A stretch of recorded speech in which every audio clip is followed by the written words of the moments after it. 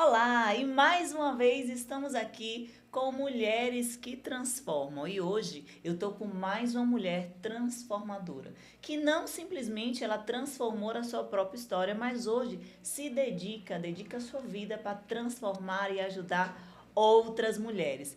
Ela é mãe, ela é forte, corajosa, tem 45 anos, tem uma ONG, na verdade um instituto eu nem vou falar muito, deixar que ela se apresenta. Ela é simplesmente, gente, estilosa, linda. Estamos hoje com a Tatiana, maravilhosa. Tatiana, tudo bem com você? Oi, tudo bem? Tati, é uma honra ter você aqui nesse podcast, celebrando, na verdade, esse Mulheres que Transformam, que é um livro que a gente sabe que tem cada história transformadora. Então, como é para você participar desse projeto, dessa coletânea de mulheres? Eu acho muito importante, porque a partir do momento em que a gente é objeto transformador na vida dos outros, falar sobre um livro, estar dentro de um livro, transforma a nossa vida também. É verdade. Né? Então, é um reconhecimento da nossa história que fez com que eu chegasse até onde eu estou. Então, para mim, é um orgulho. Que linda! Estamos muito felizes, né? Todos, né, da Baile Books estão muito felizes com esse projeto. É um projeto realmente que eu acredito que nasceu muito do coração de Deus por cada história que tem aqui de cura, de fé, de inspiração, de ajuda, sim, de humanidade, humanização também. E muito obrigada por isso. Mas, Tatiana, vamos lá para a sua história. Sua história marcada por superação, por transformação. Quando você olha para o seu passado, né? Aquela Tatiana da favela, aquela Tatiana que passou por muitos preconceitos também. O que é que você tem a falar em relação a isso e qual é a lição que você tirou até hoje de toda a sua trajetória? Aos 45 anos, chegar a estar com um instituto para cuidar de violência, eu não falo cuidar, é acolher. Perfeito. Né? Saindo da favela de Paraisópolis. Eu falo saindo porque hoje eu moro em Budas Artes, né? O instituto ele fica dentro de Paraisópolis. Sim. E a gente está começando um projeto em Budas Artes também. Para mim, é algo surreal, porque quando a gente está dentro da favela, pouco se olha para o conteúdo que está dentro da favela, né? Hoje a favela é potência, hoje tem muita visibilidade, mas não era assim há 30 anos atrás. Verdade. E ao mesmo tempo que nós temos voz hoje, nós também não temos. Sim. Porque são poucos os espaços que se abrem para a gente falar o quanto que é importante ser líder comunitário, se envolver com as causas locais, levar a sua história de superação para outras mulheres, fazer com que outras mulheres se identifiquem com a sua história e acreditem que elas podem estar onde elas quiserem. Então, para mim, é uma superação. Sim. Ter vencido a violência no contexto que é estudar, né? Porque quando a gente está lá dentro, eu vejo amigas que não se formaram, não veem possibilidades, enfim. Então, eu cresci em Paraisópolis, eu me formei, nunca fui uma repetente, que nem tem muito essa questão, né? Por mais que você estude, sempre tem repetir séries, enfim, vem a dificuldade na educação. Eu falo que eu sempre investi nos meus estudos. Sim. Então, isso fez com que abrisse portas para mim.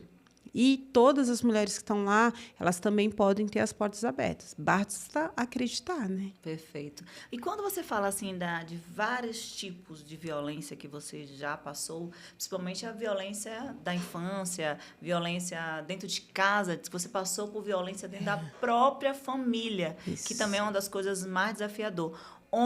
Como você encontrou força, mulher, para sair desse momento, para vencer esse momento, para encarar, porque muitas vezes não é só você passar pela violência em si, seja do contexto familiar ou escolar, mas é você tirar aquela coisa que às vezes a vítima, o violentado, se sente culpado, e entre outras coisas. Então, você falar, você sair daquela dor, você romper, como foi isso? Porque muitos que estão em casa querem saber também para entender o que acontece consigo e como sair desse lugar.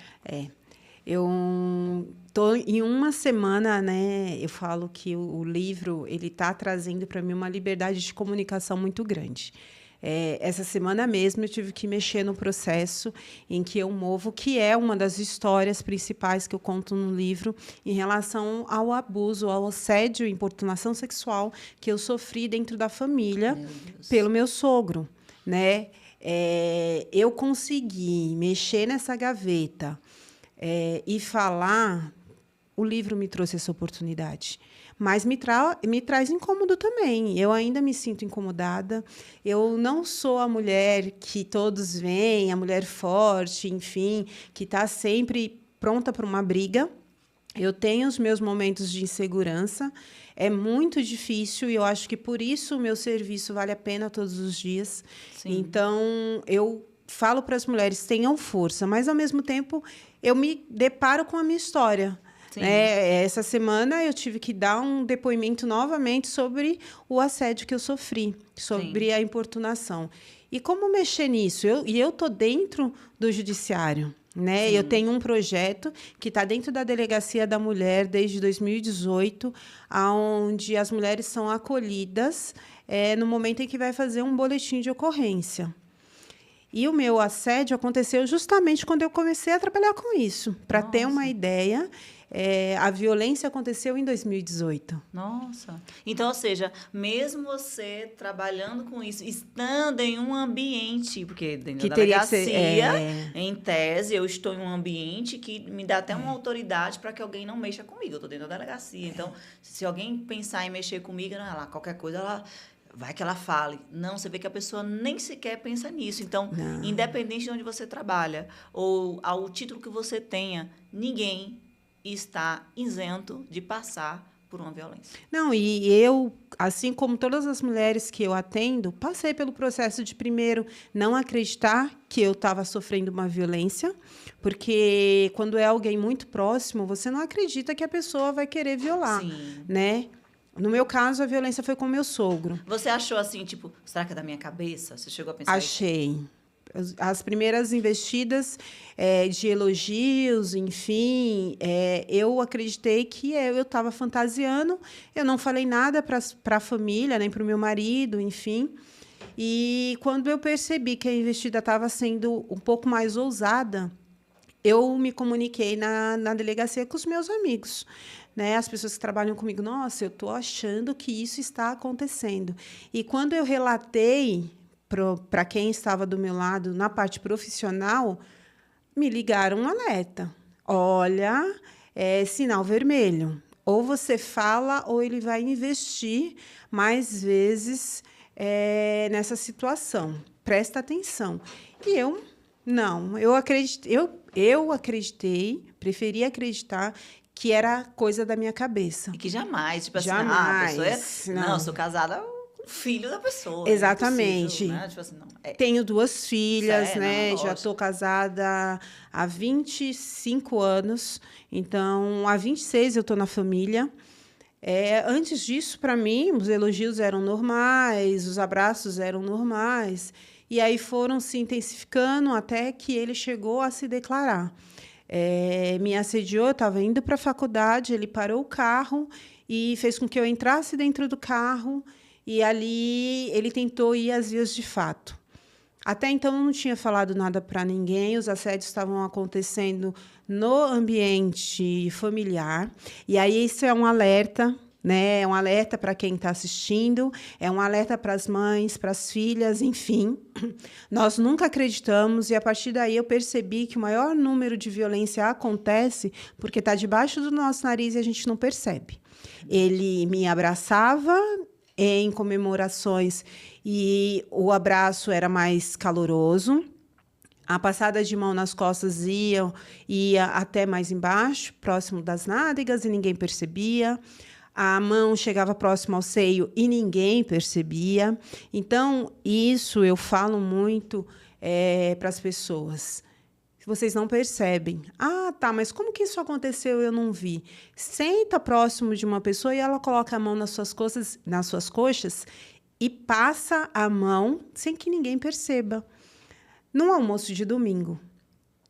Aí também tem a pergunta, né? Por que você não denunciou? Tem muito isso. E é aí onde vem o julgamento do outro que não conhece. Quer dizer, olha o que você estava passando internamente. Sim. Em questão de autopunição. Tipo, não, gente, eu estou exagerando. Não posso. Jamais. Eu não posso pensar nisso. Aí você acha que é você que amar. Você diz, meu Deus, eu estou imaginando. E eu fui me calando, entendeu? Eu fui criando camadas. Eu falo que eu comecei a virar cebola.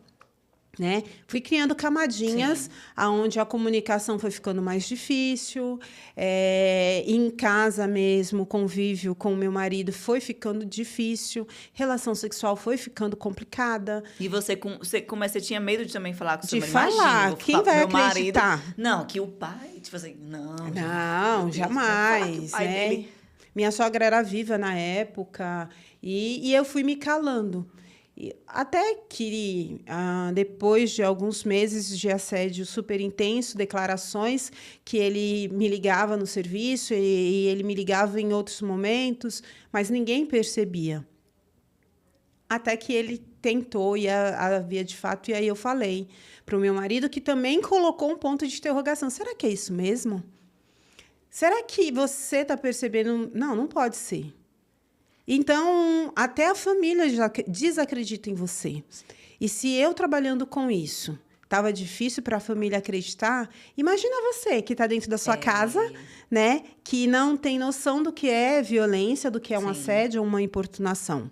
E quando seu filho vai falar, ou sua filha fala, olha, o tio abraçou de forma diferente, olha, o vovô colocou a mão em tal lugar. Não, a criança está sempre inventando. sempre criança. E você vê, a prova disso é que você não era criança. Não, Entendeu? eu não Então, era assim, criança. As pessoas sempre acham a invenção da criança, mas isso pode acontecer com qualquer pessoa, qualquer esfera de idade.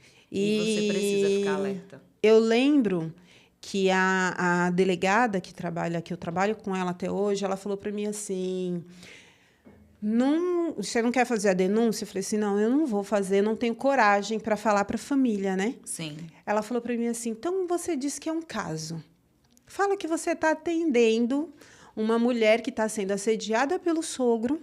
Quando estiver no almoço de família de domingo, você fala que você está atendendo uma mulher, que ela está sendo assediada pelo sogro e que você está incentivando ela a fazer a denúncia. E eu levei essa história para um domingo em família e fiz o comentário. E aí todo mundo repudiou, né? Falou assim, nossa, ela tem que denunciar, ela tem que falar mesmo, incentiva ela a denunciar. E eu pensei, será que se eu abrir a história vai ser da mesma forma? Porque eu quero que o autor de outra família seja punido, mas da minha família não. Né? E se esse autor que simplesmente eu tô condenando, repugnando, é o meu pai, é o meu irmão, é o meu marido. É alguém que eu jamais imaginaria. Exatamente. Eu não quero que meu pai seja preso, eu não quero que o meu irmão vá para a cadeia. O que vai ser se a sociedade descobrir que o meu pai é um autor de violência? Que situação. E naquele momento eu percebi que ele estava com desconforto, mas, enfim, o meu marido começou a ficar em alerta e eu não fiz a denúncia, tá? Isso passou anos. Eu fui me afastando da família, mas guardei essa história comigo até 2 anos atrás, quando eu conversei com meu marido e ele se sentiu no direito de invadir a minha casa. Eu falo que é invadir. No aniversário da minha filha. Então, estava toda a família reunida e eu fiquei totalmente desconcertada com a presença dele na minha casa. E aí eu conversei com meu marido e a gente foi conversar com ele. Eu falei assim, olha, chegou o ponto que você vai ter que conversar com seu pai, se até hoje você não falou nada. E nós fizemos uma reunião com ele, fomos conversar com ele e ele pediu desculpas, não era essa a intenção. Mas não negou. Não negou. E aí foi a hora de falar para a família, né? E a família inteira me repudiou. E aí eu senti mais uma vez o que é ser vítima de violência. Mas aí eu senti mais, né? Eu percebi o quanto que a invisibilidade do autor dá a ele direito de te violar mais vezes. É forte essa frase, viu? E eu falei bem assim, por que eu não posso falar? Né? A filha dele falou bem assim, faz tanto tempo, por que você vai denunciar agora? O outro, meu cunhado, falou bem assim, isso daí é para se aparecer. E aí eu fui descobrindo casos da família que ninguém falou, a partir do momento em que eu fiz o boletim de ocorrência, ai, olha, aconteceu isso em tal época comigo. Ai, aí a pessoa que fazia a unha recebeu ligação. Aí uma outra pessoa da família recebeu assédio também. Então, é um predador nato. Que ele continua, hoje talvez não mais, mas até que a história viesse, ele estava fazendo e estava praticando com outras pessoas, né? Sim. E aí eu virei refém. Eu virei refém familiar. Eu viro refém de muros invisíveis. E com isso mexe também no meu trabalho. Sim. E aí eu preciso alertar outras mulheres, né? E aí eu comecei a falar. A terapia, eu falo que minha equipe ela é maravilhosa. Sim. Né? Me fez sair dessa casinha de que eu não tenho que falar para não prejudicar alguém. Qual é o olhar que eu tenho para mim? Então, eu comecei a olhar para mim. O quanto eu me violei, o quanto eu me isolei, o quanto eu me prejudiquei em manter em silêncio um autor nato, Sim. um predador, e eu me tornei a ruim da família. E você acha que a terapia te ajudou muito nesse contexto? De você... A terapia é a melhor coisa da vida. Eu acho que todo mundo, não é à toa que hoje no Instituto Madu é o carro-chefe, eu falo, né? A diferença do Instituto Madu para os outros institutos é trazer a terapia integrativa.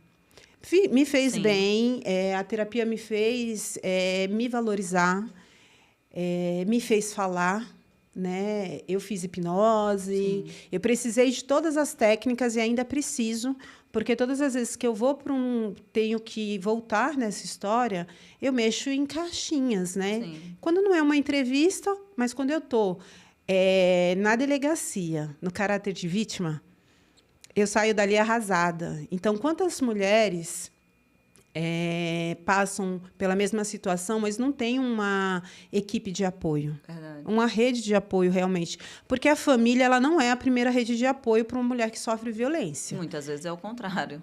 Não, 90% é o contrário.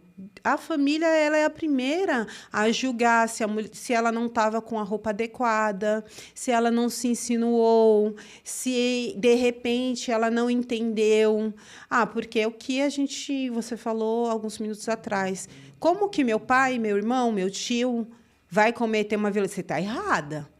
Mas quando é um vizinho que vem falar, se um vizinho mexe com a sua mulher, você vai lá e você briga com o vizinho. Se você está em algum lugar público, um homem olha para a sua mulher ou para a sua filha, você realmente vira o macho alfa. Mas quando é alguém da família, eu não quero que ele seja prejudicado. E, com isso, os autores eles continuam praticando várias ações aí livremente, entendeu? E, além disso, tem os outros desafios, né, no dia a dia que a gente vai vivendo, como, por exemplo, vocês são imensos também, imensos desafios, mas você enfrentou uma gravidez inesperada, no mesmo momento problema financeiro, no mesmo momento empreendedorismo. Né? Então, meu Deus, como eu vou conseguir sair desse lugar, depois me reconstruir e ainda ajudar outras pessoas? Como é, mulher, que a gente consegue sair desse contexto, se organizar? Porque existe o contexto emocional, existe o contexto real da situação que eu preciso, como eu vou resolver, mas o emocional, que muitas vezes é o que te impede de conseguir até resolver. Então, em meio disso tudo, como é que eu administro tudo isso? Olha, eu acredito assim, eu sou favelada, eu falo muito isso, né? Eu sou uma mulher preta favelada, empreendedora sim, porque eu acredito no meu projeto e em todos os trabalhos que eu desenvolvo. E eles têm que trazer um recurso financeiro. Então, eu sou empreendedora. Quando eu estava com 14 anos, eu ouvi na escola lá, dentro de Paraisópolis, em que eu nada seria. Eu seria uma mulher ou uma menina que ia engravidar antes dos 20, que não trabalharia e não iria estudar. Então, eu tinha muito isso. Quando eu ouvi da diretora da escola, eu falei assim, cara, eu não quero. Não é isso que eu quero para mim. Então, ali eu comecei a me construir uma pessoa forte. Aos 21, quando eu conheço meu marido e decido sair de casa, construir uma família, não tinha intenção nenhuma em engravidar. Eu era uma mulher que já trabalhava, já tinha o meu dinheiro, e não tinha intenção de engravidar de forma alguma. Mas aos 24, a gravidez vem inesperada. Sim. E aí eu tenho que abandonar o meu trabalho e me dedicar a isso. E eu não percebi que eu também estava dentro de uma família conservadora, né? Eu não entendia o que eram as violências silenciosas e mínimas que acontecem, que é a questão de te podar em relação ao trabalho, introduzir que a mulher ela tem que ser dona de casa, cuidar de filho, mas não trabalhar da forma que eu estava trabalhando. Então, eu paro de trabalhar naquele momento. Minha vida virou da água para o vinho, né? Eu trabalhava em comércio, eu fui ser diarista, eu fui ser faxineira. Não tenho vergonha. Eu acho que me trouxe dignidade, me trouxe a paz que eu tenho hoje, a valorização ao trabalho. Mas, para mim, foi um choque naquele momento. Eu estava com uma criança de 1 ano, estava indo lavar banheiro, que eu nem sabia como fazer, não sabia cozinhar. Eu era uma patricinha, vamos dizer assim. Sim. Não gosto dessa palavra também, mas eu era uma menina que gerei uma criança e que não estava apta a ser uma dona de casa. Então, nada natural eu era. Também para a idade que você tinha. Então, aonde eu vou me encaixar dentro dessa história? Né? E aí eu fui trabalhar como doméstica. E também comecei a entender, porque o que a família pregava era que nessa idade já não se estudava mais. Então, eu parei o ensino médio. Então, eu nem imaginava voltar a estudar. E aí, aos 20, beirando, estava com 31 anos, eu vou trabalhar na casa de pessoas que já tinham formação, e eu sempre fui muito rotulada nas casas assim, você não tem o perfil para trabalhar na minha casa. Sim. Porque tem o perfil da empregada doméstica também, né? Não basta você ser favelada e nem ser preta. Você tem que ter um perfil de desleixo, um perfil de beleza. Você não pode ser bonita, você não pode estar arrumada. Não pode. Então, algumas entrevistas, eu era podada. Eu não podia nem ser diarista, porque eu não fazia o perfil da empregada doméstica. E aí, eu fui estudar.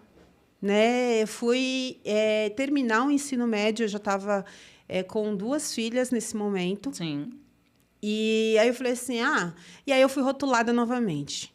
Você vai voltar a estudar para quê? De repente, você vai achar que pode fazer uma faculdade. Que mundo você vive? E se a gente for esperar também que as pessoas venham nos validar, a gente nunca faz. Nunca faz. Se você não casa, por que você não casou? Se você casa, mas se por que tem você uma... casou? Se tem uma filha, mas se não tem filho, mas tu não tem filho. Aí se tem uma, mas só uma. Aí se tem 2, mas só tu. Quem tem uma, não tem nenhuma. Quem tem 2, só tem... E quando o tempo é muito... você tá magra, vista, né? tá bonita, mas tá muito magra, não? Aí você aumenta. Mas não tá muito forte, não. Nunca tá bom para ninguém. Nunca. E esse é o contexto. A gente está sempre vivendo para outra pessoa, o que os outros pensam. Sempre para o outro. Sempre para o outro. Sempre. E aí eu voltei a estudar, né? Graças a Deus eu falo que caí na casa de pessoas maravilhosas, outras mulheres independentes, Deus né? É bom, né? Eu agradeço imensamente as pessoas que eram do judiciário. E colocaram para mim, você precisa voltar a estudar. Eu vou fazer o quê? Vai fazer faculdade. Eu fazer faculdade, 2 filhas. Uma, na época, estava com 10, Sim. a outra com 4 anos. Não, vai fazer porque você pode. Vai dirigir porque você consegue. Sim. Eu tinha o carro e eu não dirigia. Eu tinha medo de dirigir e achava, marido me leva para um lado e para o outro, tá tudo bem. Sim. Né? E aí, quando eu vou para a faculdade... no primeiro dia de faculdade, é uma aula sobre violências, mini violências. E aí Você fez o quê? Faculdade de quê? Serviço social. Uau. E hoje você... Hoje eu atuo na área, né? Sou uma das especialistas, no caso, em falar de violência contra a mulher. E quando você fala nisso, que, na verdade, hoje você também coordena, na verdade, não é isso? Isso. Acho que você coordena o atendimento de mulheres vítimas da violência dentro de uma delegacia, em Embu das Artes, e também foi aí que você fundou também o seu Madu, né? Que é o seu instituto. Nesse caso, qual foi o maior desafio para você ter que fundar, falando quando não foi na fundação, fundar o instituto e como você tem transformado isso na vida de cada mulher? Ou seja, olha como o estudo não só transformou a sua vida. Não, foi uma porta para muitas coisas. A educação é linda, né? A educação, eu falo que é fundamental. né? A gente está com um projeto agora dentro do Instituto que é alfabetização e letramento, porque não é só alfabetizar, é ensinar as pessoas a entenderem a importância de você saber ler e escrever. Né? Então, o projeto, para mim, quando eu comecei a entender que eu tinha um projeto, eu trabalhava com homens autores de violência. Olha como é contraditório. Eu vou trabalhar com a violência, mas do lado diverso, que é o lado do homem. Eu falo que minha vida virou um laboratório.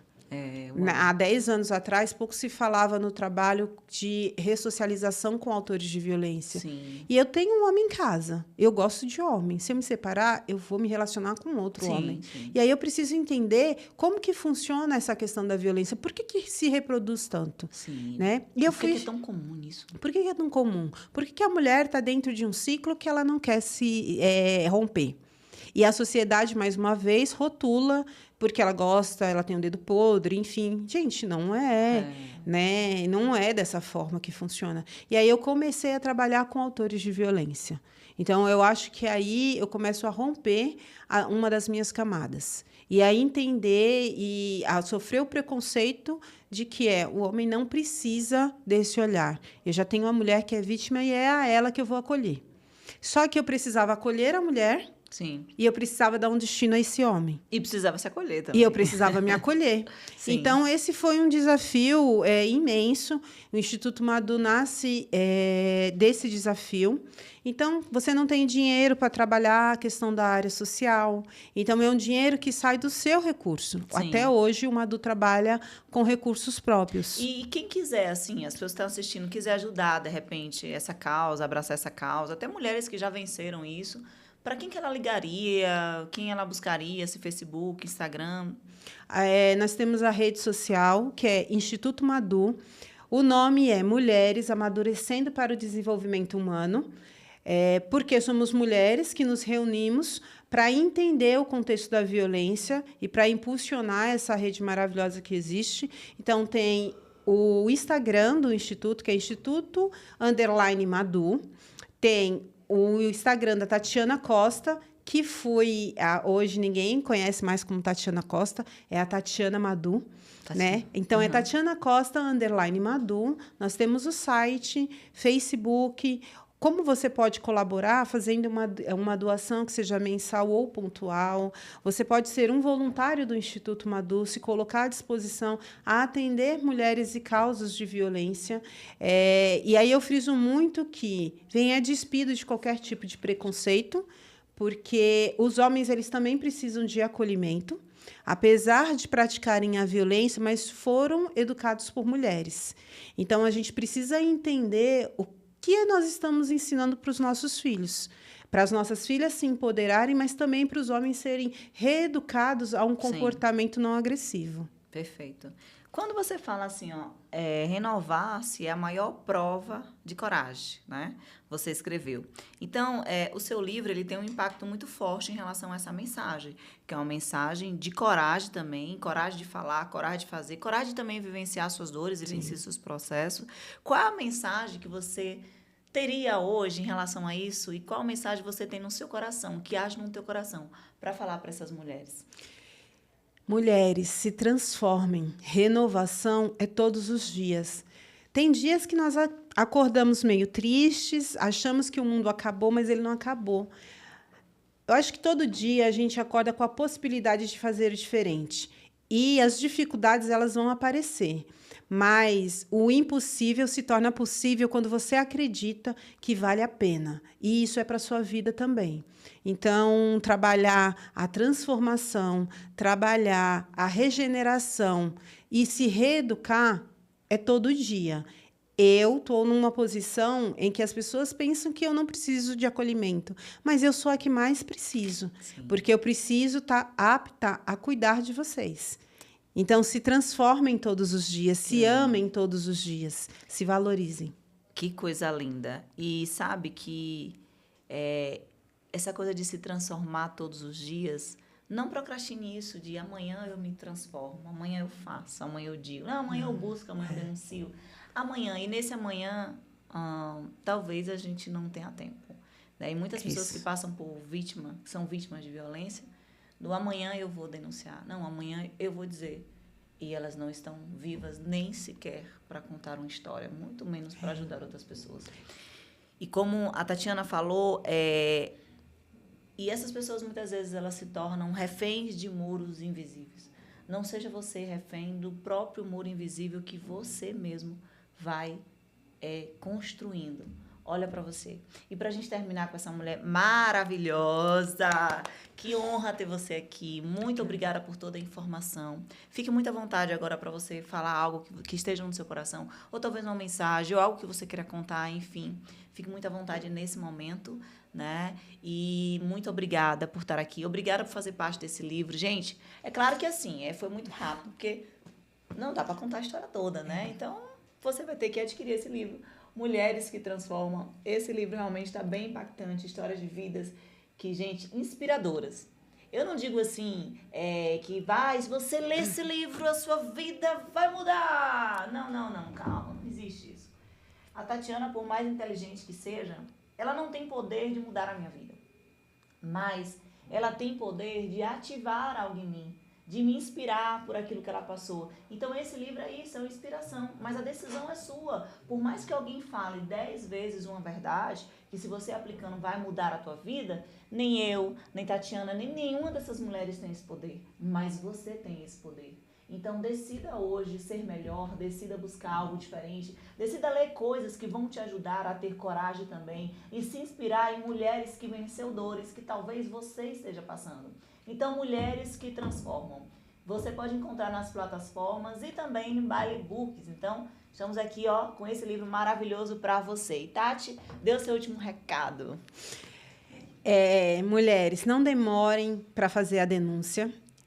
Eu demorei muito para fazer a denúncia. Sempre falo, cada mulher tem o seu tempo, mas o seu tempo para a justiça, ele não funciona. Então, eu perdi uma medida protetiva porque eu não fiz a denúncia no momento certo, só depois de alguns anos. E transformem a sua vida, transformem o seu dia, transformem o lugar onde vocês convivem e venham junto com a gente. Venham conhecer um pouquinho da nossa história. Eu não posso contar muita coisa, mas tem mulheres maravilhosas e não é à toa que começa com M, né?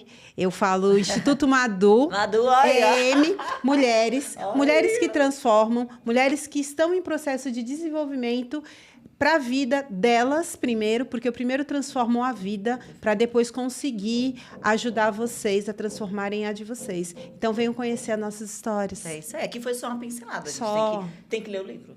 Tem, por favor. Então, um beijo para vocês. Muito obrigada. E até o próximo episódio.